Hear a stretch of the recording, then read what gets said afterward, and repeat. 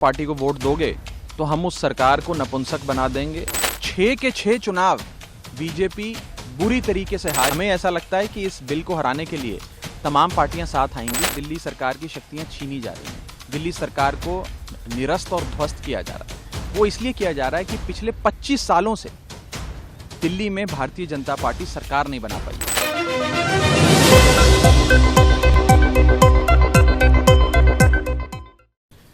देखिए, जो ये दिल्ली का अध्यादेश आज सदन के भीतर लाया जा रहा है, मुझे लगता है कि इससे ज़्यादा असंवैधानिक और गैर कानूनी अध्यादेश, कानून या बिल आज तक भारत के संसदीय इतिहास में कभी नहीं लाया गया।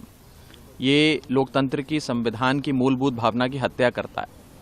और ये सिर्फ संविधान के खिलाफ ही नहीं है, दिल्ली के 2 करोड़ लोगों के खिलाफ है। और उनको एक चेतावनी है कि दिल्ली के लोगों, ये बात समझ लो कि अगर तुम भाजपा के अलावा किसी और पार्टी को वोट दोगे तो हम उस सरकार को नपुंसक बना देंगे, उसकी सारी शक्तियां ले लेंगे, उस सरकार को ध्वस्त कर देंगे। ये बीजेपी द्वारा दिल्ली के लोगों को धमकी दी जा रही है एक प्रकार से।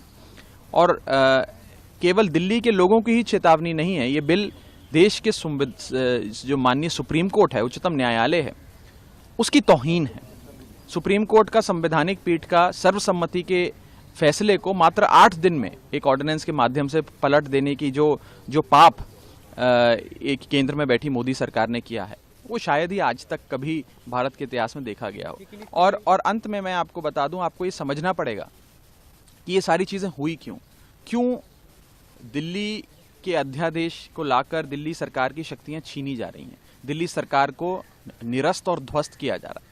वो इसलिए किया जा रहा है कि पिछले 25 सालों से दिल्ली में भारतीय जनता पार्टी सरकार नहीं बना पाई है। 25 सालों से दिल्ली में 6 बार चुनाव हुए, विधानसभा चुनाव, मुख्यमंत्री चुनने का चुनाव।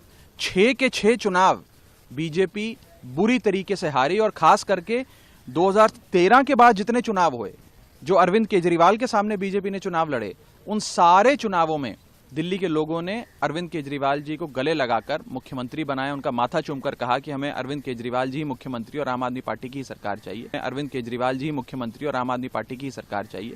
वो देखकर भारतीय जनता पार्टी ये समझ गई है कि उनकी राजनीतिक जमीन अब दिल्ली में हिल चुकी है। बीजेपी की दिल्ली की इकाई के तमाम नेता राजनीतिक तौर पर बेरोजगार हो चुके हैं।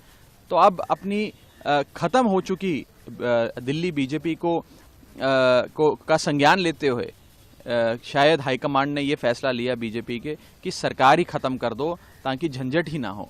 और उसी सिलसिले में ये कदम लिया गया। देखिए, संख्या बल का फैसला तो सदन के भीतर होता है जब मतदान होता है। उससे पहले संख्या बल की बातें करना बेमानी होगा।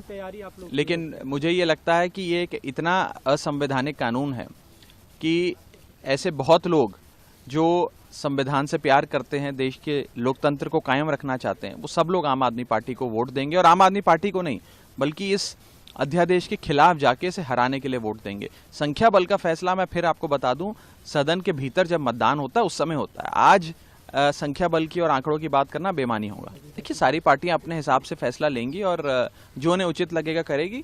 हमें ऐसा लगता है कि इस बिल को हराने के लिए तमाम पार्टियां साथ आएंगी।